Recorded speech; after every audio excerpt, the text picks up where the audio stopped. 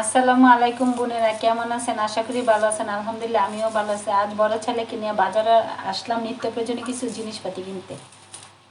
বাজার থেকে নিত্য প্রয়োজনীয় কিছু জিনিসপাতি আনলাম: আলু, দুধ, নুডলসের বক্স, সেমাই, বুটের ডাল, পোলার চাল। বাজার থেকে আইসা আজকে সহজে রান্না করতেছি আলু ভাজি।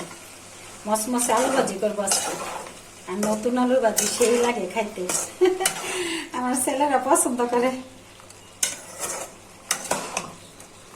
এই যে মাশাআল্লাহ ভাজিটা হয়ে গেছে, মসমসে আলু ভাজি।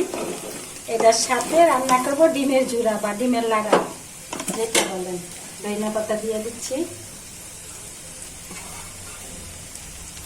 হয়ে গেছে মজাদার সাথে আলু ভাজি। বোনেরা, আজ রান্না করবো ডিমের জুড়া বা ডিমের লাড়া, যে যেটা বলেন। আমরা বলি ডিমের জুড়া। ডিমের জুড়া পাক করতে হলে বেশি করে পেঁয়াজ কুচি করতে হয়। সাথে দিচ্ছি পেঁয়াজ কুচি, ধনিয়া পাতা, কাঁচামরিচ। কড়াইটা গরম হয়ে গেছে, গরম কড়াইতে তেল দিয়ে দিচ্ছি। আর ডিমের জুড়াতে অনেক তেল লাগে।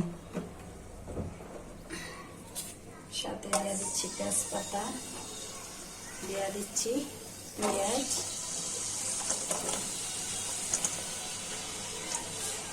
আর এই জোড়ার মধ্যে অনেক পেঁয়াজ লাগে।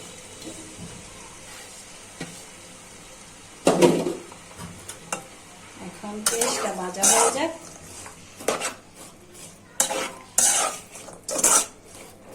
পেঁয়াজটা ভাজা হয়ে গেছে, একে একে মশলাগুলো দিয়ে দিচ্ছি।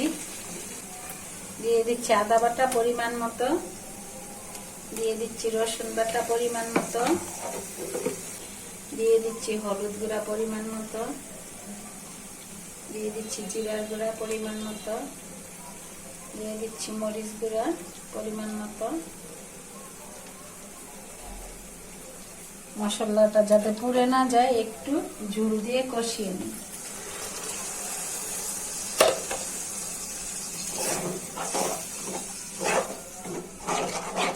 মশলাটা কষানো হয়ে যায়, সুন্দর একটা কালার আছে। সবগুলা মশলা দেওয়া যায়, অনেক সুন্দর। আজকে ডিমের জুড়া পাক করবো। মশলাটা কষানো হয়ে গেছে, এখন একে একে ডিমগুলো দিয়ে দিচ্ছি। এটা ডিমের জুড়া বানাবো। অনেকে ডিমের লাড়া বলে, আমরা বলি ডিমের জুড়া। রান্না করার পর এগুলা গরুর মগজের মতো বোঝা যায়। রান্নাটার পরে দেখবেন কি সুন্দর হয়।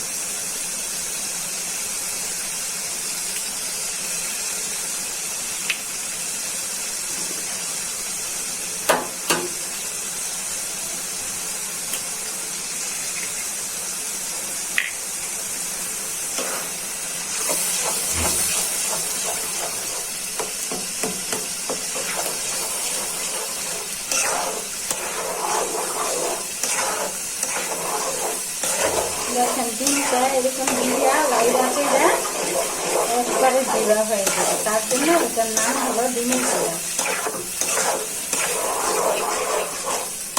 আর এগুলোতে পেঁয়াজ দেওয়া লাগে অনেকগুলো। অল্প একটু জুড়া দিয়ে পেঁয়াজ গুঁড়া ভাত খেয়ে থাকবেন, গরুর মগজের মতো হয়ে যাবে রান্না করে। তো হয়ে যাক রান্নাটা।